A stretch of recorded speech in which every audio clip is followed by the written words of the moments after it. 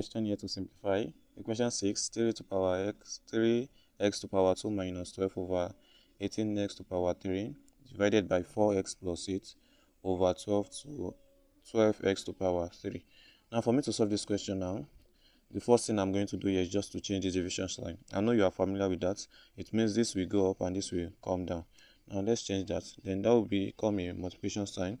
We have 3x squared, then minus 12 over what? Over 18x to power 3. Then becomes times. Then we have 12x to power 3 over 4x plus 8. Right?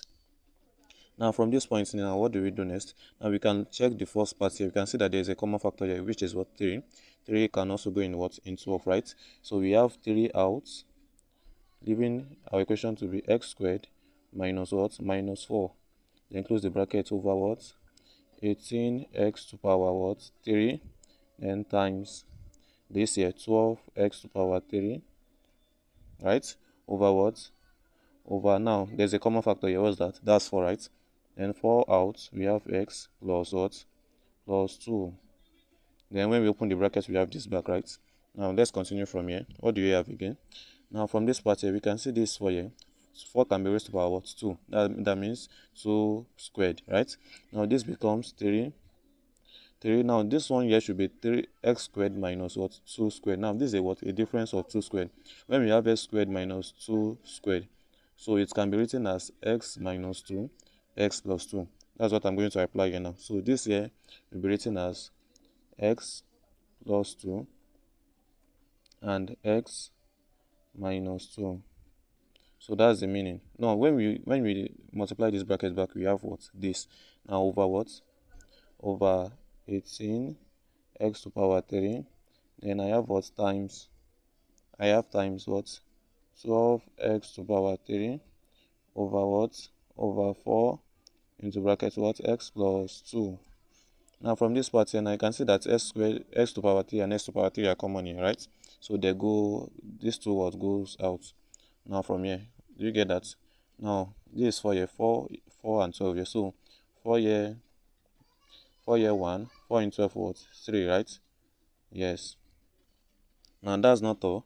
3 can also go in what? 18, right?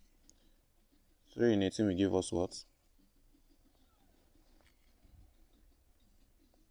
That will give us what? That will give us 6, right? So 3 here 1, 3 in 18 what? 6. That's not all, right? So now from here again, we have 6 and what? 6 and 3. 6 and 3 here. So now 3 here what? 1. 3 here what? 2, right?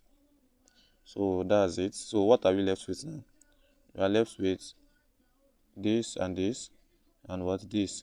Now we have what? We have x plus 2, x minus 2 over what? Over 2 here. And the last one here, which is what?